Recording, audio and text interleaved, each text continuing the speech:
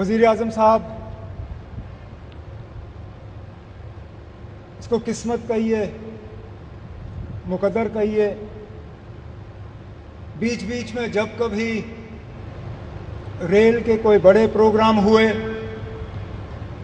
तो कहीं ना कहीं मेरी खुशकिस्मती रही है कि उनके साथ मुझे जुड़ने का मौका मिला।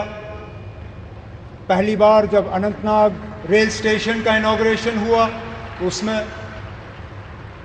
जब बानिहाल रेल टनल खुला उसमें, और मेरी शायद पहली हुकूमत का आखिरी प्रोग्राम ठीक इसी जगह आपके साथ 2014 में।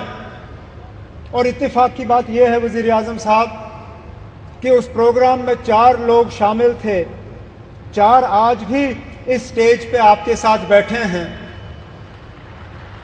आप उस वक्त पहली मर्तबा वज़ीर आज़म बने थे, इलेक्शन के ठीक बाद आप यहाँ आए और आपने माता की कृपा से यहाँ कटरा रेलवे स्टेशन का इनॉग्रेशन किया।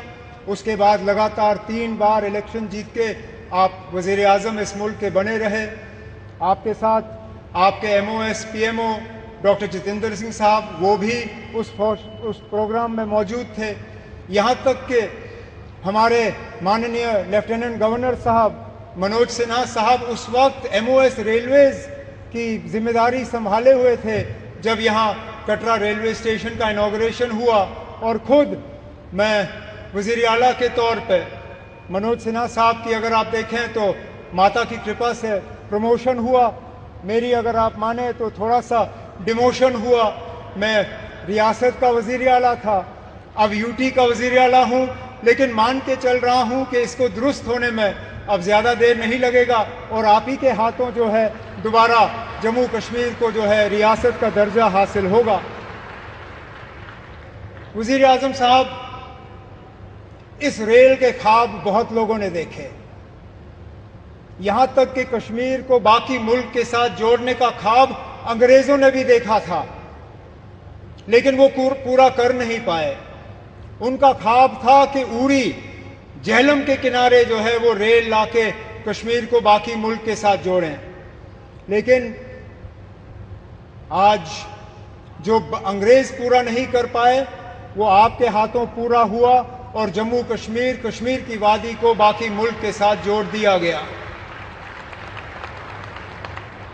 इस मौके पे मुझसे बहुत बड़ी भूल होगी अगर मैं पूर्व प्रधानमंत्री जनाब अटल बिहारी वाजपेयी साहब का इस मौके पे शुक्रिया ना करूं, क्योंकि ये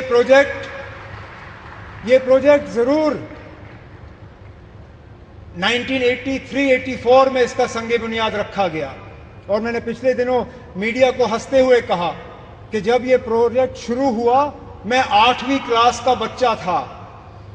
आज मेरी उम्र 55 हो गई है, मेरे बच्चे भी कॉलेज पार कर गए हैं, अब जाके ये प्रोजेक्ट मुकम्मल हुआ। और ये तब हुआ जबकि वाजपेयी साहब ने इसको प्रोजेक्ट ऑफ नेशनल इंपॉर्टेंस का दर्जा देके इसमें बजट में जो है प्रावधान करके ये प्रोजेक्ट आज मुकम्मल हुआ। इस प्रोजेक्ट से जम्मू कश्मीर को भरपूर फायदा होगा, लोगों का आना जाना रहेगा, टूरिज्म से इसको फायदा होगा, यहाँ के रहने वालों को फायदा होगा। जैसे मैं आपको अभी कह रहा था, यहाँ बारिश पड़ते ही जब हाईवे बंद हो जाता है तो जहाज वाले हमें लूटना शुरू कर जाते हैं। जो 5,000 की टिकट होती है वो अचानक घंटों के अंदर 20,000 की टिकट हो जाती है। इस रेल के बनने से कम उन जहाज वालों की जो लूट रहती है टिकटों की वो कम हो जाएगी और हमारा आना जाना आसान रहेगा। इसी तरह हमारा मेवा, हमारा फ्रूट, कश्मीर के सेब, कश्मीर के चेरी, कश्मीर के और सारी चीज़ें जो हैं, मैं उम्मीद करता हूं कि अब रेल के ज़रिए मुल्क के बाकी मार्केटों में इनको पहुंचाने का काम होगा और दुनिया भर की मार्केटों में जो है वो हम पहुंचा पाएंगे। वज़ीर आज़म साहब, आज आपके शुभ हाथों से ये एक और इंफ्रास्ट्रक्चर प्रोजेक्ट जम्मू कश्मीर का जो है मुकम्मल हुआ है।